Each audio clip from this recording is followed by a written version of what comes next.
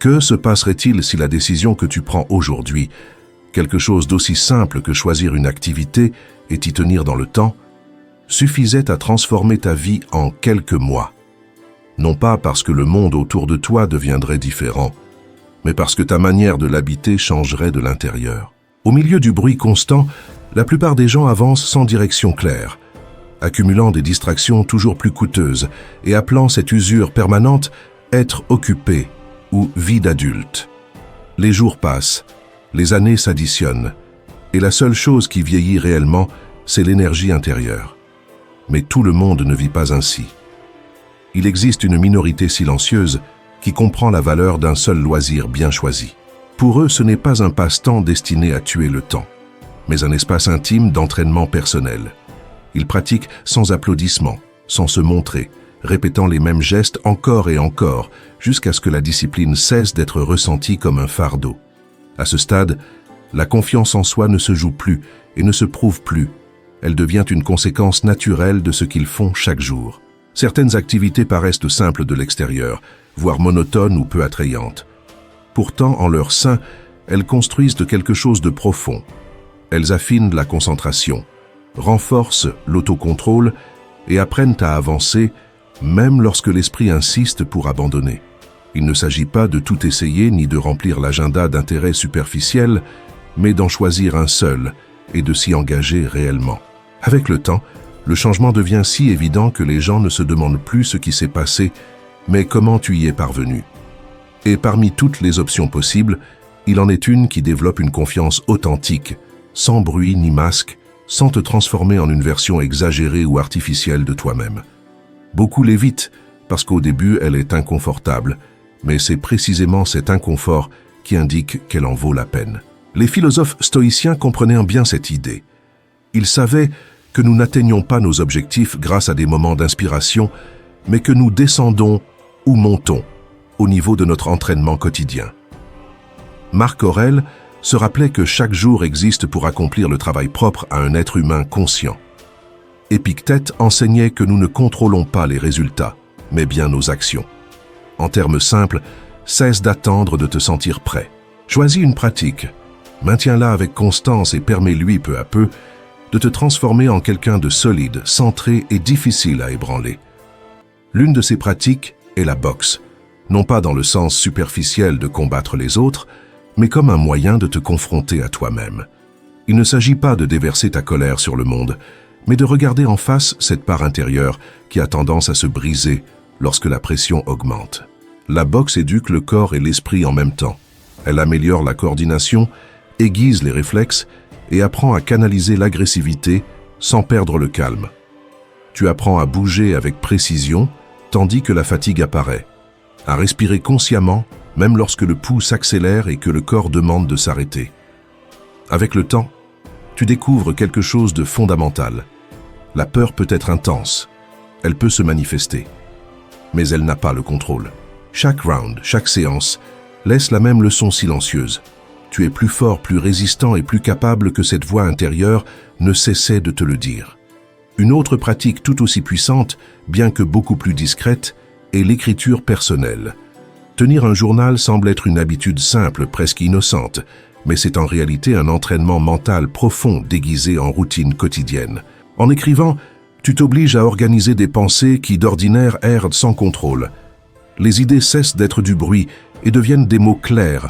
Cet acte d'honnêteté révèle des schémas émotionnels, des réactions automatiques et des décisions répétées que tu traînes depuis des années sans en être pleinement conscient. Sénèque conseillait de revoir chaque journée comme le ferait un juge juste, avec objectivité, sans indulgence excessive, mais sans cruauté non plus.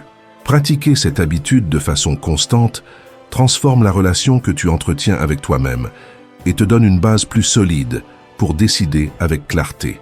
Avec le temps, écrire cesse d'être une simple décharge émotionnelle et devient un miroir fidèle. Il ne cherche pas à te plaire ni à te protéger de vérités inconfortables. Il te montre qui tu es lorsque personne ne regarde. Parfois il dérange, parfois il confronte, mais il apporte toujours de la clarté. Et de cette clarté naît une autre habitude tout aussi transformatrice, l'entraînement avec des poids. Ici, l'accent n'est pas mis sur l'esthétique ni sur la validation extérieure, mais sur la maîtrise de soi. Le faire est honnête et direct. Il ne comprend pas les excuses, ne négocie pas avec ta fatigue et ne s'adapte pas à ton humeur. Chaque répétition est une conversation avec toi-même sur l'engagement, la constance et le respect du processus. Peu à peu, ton corps apprend que l'effort soutenu n'est pas une punition, et ton esprit assimile que l'inconfort n'est pas synonyme de danger. Lorsque tu développes la capacité de faire ce qui est difficile par choix personnel, quelque chose commence à changer dans d'autres domaines de ta vie. La discipline se transfère, la tolérance à l'inconfort augmente et les décisions deviennent plus fermes. Dans la même logique, le travail au poids du corps représente une forme encore plus directe de discipline. Il n'y a pas de machine pour compenser les erreurs, ni de raccourci pour maquiller les progrès. Il n'y a que toi, ton corps et la gravité. Des exercices comme les tractions, les dips, les planches ou les équilibres révèlent tes limites sans fioriture. C'est une pratique exigeante, parce que la vérité apparaît immédiatement. Mais elle est aussi profondément libératrice, car chaque amélioration est visible et méritée. Non pas pour accepter les limites comme des sentences définitives, mais pour les reconnaître, les respecter et les dépasser avec patience, constance et pleine attention. Il existe aussi un entraînement qui ne fait pas de bruit et ne laisse pas de marque visible, mais qui transforme profondément l'esprit, celui qui se déroule devant un échiquier. Dans cet espace silencieux, chaque coup est une leçon de pleine conscience. Les impulsions précipitées se paient immédiatement, tandis que la clarté, la patience et l'observation attentive sont récompensées. Les échecs apprennent à rester présent, à voir au-delà de l'instant, à accepter que tous les désirs ne doivent pas être satisfaits immédiatement.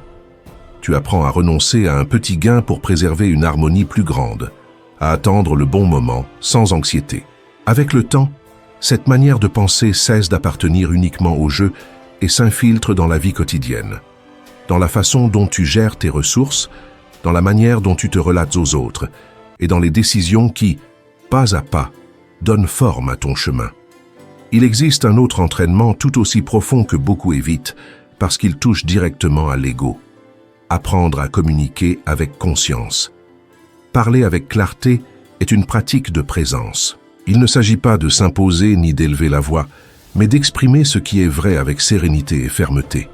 Tu apprends à regarder dans les yeux sans défi, à ordonner tes mots avant de les prononcer, à poser des limites sans dureté ni culpabilité. Au début, cette pratique est inconfortable, car elle révèle d'anciennes peurs et de vieilles insécurités. Mais comme l'enseignent les traditions bouddhistes, ce qui est observé avec attention cesse de te gouverner. Lorsque tu cultives une communication consciente, ta présence devient stable et ta parole acquiert du poids sans avoir besoin de force. La lecture, quant à elle, est l'un des chemins les plus silencieux et les plus ignorés vers la sagesse. Un seul livre, lu avec pleine attention, peut épargner des années de confusion et de faux pas. Lire, c'est s'asseoir aux pieds de ceux qui ont marché avant toi et apprendre sans avoir à porter toute leur chute. La philosophie entraîne l'équanimité, les biographies élargissent la compréhension de la nature humaine, la psychologie affine la connaissance de soi et les textes pratiques développent des compétences qui allègent la vie quotidienne. Avec le temps, cette habitude n'informe pas seulement, elle transforme l'esprit de l'intérieur, adoucissant les réactions et élargissant la perspective. Pour les sages, qu'ils soient stoïciens ou bouddhistes, la sagesse n'a jamais consisté à accumuler des mots, mais à entraîner l'esprit à voir avec clarté. Lire avec intention cesse d'être une distraction pour devenir une nourriture. De cette même compréhension naît une autre pratique essentielle, courir, non pas comme une fuite, mais comme une marche accélérée vers la force intérieure. Chaque pas est un rappel de la respiration, du rythme, du présent. Le corps se renforce, certes, mais c'est l'esprit qui apprend à rester lorsque l'inconfort surgit. Courir enseigne à tenir une promesse silencieuse envers soi-même, même lorsqu'il n'y a pas de témoin. Cette fidélité intérieure, répétée jour après jour, marque une différence profonde face à ceux qui vivent en réaction permanente. Enfin, choisir d'apprendre une compétence précieuse est aussi une forme de pratique consciente. Peu importe laquelle, écrire, vendre, concevoir, programmer, monter ou gérer, toutes partagent une qualité essentielle. Elles génèrent de l'autonomie. Tandis que beaucoup attendent que les circonstances changent, celui qui cultive une compétence utile agit depuis le présent. Ils pratiquent, s'améliorent et offrent de la valeur sans dépendre du hasard ni d'autorisation extérieure. Dans la vision bouddhiste, l'attachement est cause de souffrance. Développer une compétence propre réduit cet attachement à l'approbation, à la chance ou à des structures fragiles. Ainsi, peu à peu, tu cesses d'attendre que la vie t'accorde des options et tu commences à les créer avec attention, discipline et calme intérieur. Il existe aussi la création de contenu, une pratique souvent mal comprise comme une simple quête d'approbation externe, alors qu'elle peut en réalité devenir un puissant outil de clarté intérieure et de projection personnelle. Créer, ce n'est pas seulement publier, c'est ordonner la pensée, distiller des idées complexes jusqu'à les rendre compréhensibles et apprendre à exprimer ce que tu penses avec cohérence et conviction. Chaque texte, vidéo ou réflexion est une manière de laisser une trace, une preuve silencieuse de ton processus qui continue de circuler même lorsque tu n'es pas présent. Dans un monde où l'attention est devenue une ressource précieuse, celui qui sait créer développe un avantage concret. Même si au début la portée est faible et semble insignifiante, tu entraînes déjà la constance, l'identité et la capacité d'influence. Tu construis quelque chose qui grandit avec toi. Cependant, pour que tout cela ait un impact réel, il existe une règle essentielle que l'on ne peut ignorer. Il ne s'agit pas d'additionner des habitudes comme on collectionne des tentatives inachevées. Le véritable changement apparaît lorsque tu choisis une seule pratique et que tu t'y engages pendant une période suffisante, au moins 6 mois. Tu l'inscris dans ton agenda, tu la respectes comme un entraînement et tu cesses de dépendre de la motivation ou de l'humeur du jour. La différence entre ceux qui avancent et ceux qui restent bloqués se trouve rarement dans le talent, la chance ou des conditions particulières. Elle réside presque toujours dans une pratique quotidienne non négociable, même lorsque l'envie n'est pas là. Commence aujourd'hui même de manière modeste. Ce petit geste soutenu dans le temps sera reconnu par ta version future avec une clarté que tu n'imagines peut-être pas encore. Et si tu cherches à rester sur ce chemin, t'entourer d'idées qui renforcent ton calme intérieur, ta concentration et ta maturité personnelle peut faire une différence profonde. Les mots que tu consommes influencent la direction de tes pensées et tes pensées finissent par guider tes actions. Avant de conclure, une question ouverte mérite d'être considérée avec honnêteté. Existe-t-il une habitude qui mériterait de figurer sur cette liste et qui n'a pas été mentionnée? Si c'est le cas, partage-la et explique pourquoi tu penses qu'elle devrait y être incluse. Parfois, le simple fait de la mettre en mots permet à l'engagement de commencer à prendre forme.